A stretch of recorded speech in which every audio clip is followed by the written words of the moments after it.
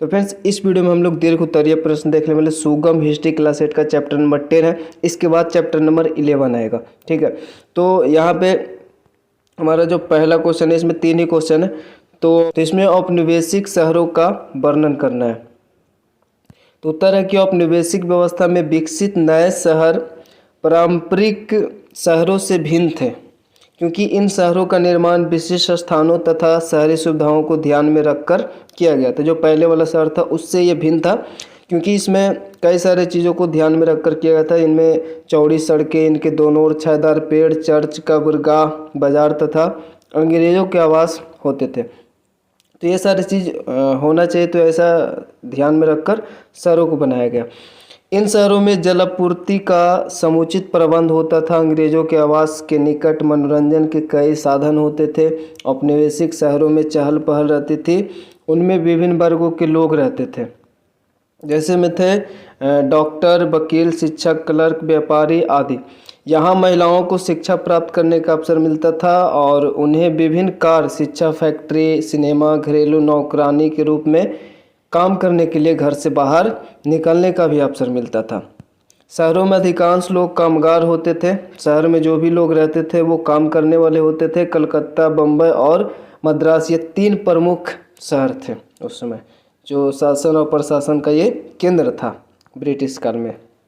ठीक है, उसके बाद हमारा सेकंड नंबर क्वेश्चन है कि दिल्ली के परिवर्तन पर एक संक्षिप्त निबंध लिखना है। दिल्ली के परिवर्तन पे तो उत्तर है कि आज भारत की राजधानी नई दिल्ली है। आपको पता है कि भारत की राजधानी नई दिल्ली है, परंतु 19वीं सदी में यह ऐतिहासिक शहर एक धूल भरा छोटा सा कस्बा बनकर रह गया था।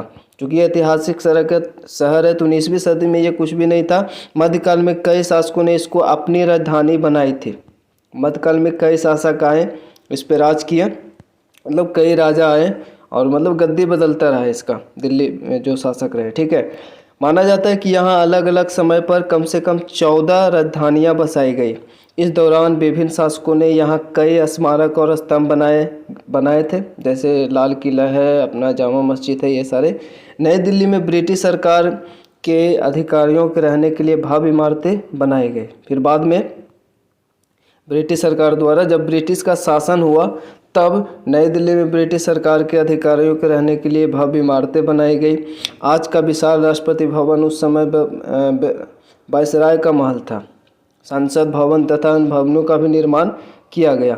स्वतंत्रता के पश्चात बढ़ती आबादी से उत्पन्न समस्याओं के समाधान के लिए भारत सरकार ने नए इलाकों का विकास किया। तो इस प्रकार से दिल्ली का परिवर्तन हुआ। स्वतंत्रता के बाद कई जो बंटवारा हुआ, तो पाकिस्तान से बहुत सारे हिंदू भारत आए और भारत से कई सारे लोग जो है, मुस्लिम जो है, पाकिस्तान गए। तो इस दौरान जो है अपना भारत में जो जनसंख्या है, दिल्ली में जो जनसंख्या है वो बढ़ गया। तो इस कारण से वहाँ पर कई फैसिलिटी बहुत सारे चाहिए होंगे। जब जनसंख्या बढ़े होंगे, तो यहाँ पे वही बोल रहा है कि उत्पन्न समस्याओं को समाधान के लिए भारत सरकार ने कई इलाकों का विकास किया। और अब हमारा ये लास्ट क्वेश्चन है, तीसरा, भागलपुर की सांस्कृतिक गतिविधियों का वर्णन करना। चूँकि भागलपुर ऐसा एक स्थान था जहाँ पे कई सारे लोग आए। ठीक है, व्यापार के दृष्टिकोण से, अलग अलग दृष्टिकोण से। चूँकि यहाँ पे रेलवे का जब विकास हुआ, ठीक है, तो उसके चलते, उस क्रियाकलाप के दौरान कई सारे लोग भागलपुर आए। विभिन्न वर्ग के लोग भागलपुर आए। जैसे बोल रहा है, भागलपुर प्राचीन काल में अंग की राजधानी चंपा का एक उपनगर था। 12वीं से 18वीं सदी तक इस पर मुस्लिम शासन होने के कारण यहाँ सूफी संस्कृति का विकास हुआ। सूफी संस्कृति के अतिरिक्त मध्यकाल में यह एक संस्कृति और व्यापारिक केंद्र भी था। ठीक है, सूफी संस्कृति के अतिरिक्त मध्यकाल में यह सांस्कृतिक और व्यापारिक केंद्र भी था। ब्रिटिश काल में चंपा, भागलपुर और बरारी 3 कस्बों को मिलाकर भागलपुर नगरपालिका की स्थापना की गई थी। ठीक है, और भागलपुर बाहर से आए कई व्यावसायिक समुदाय के लोगों का ठिकाना बन गया। ठीक है, यहाँ पे आते थे और रहते थे।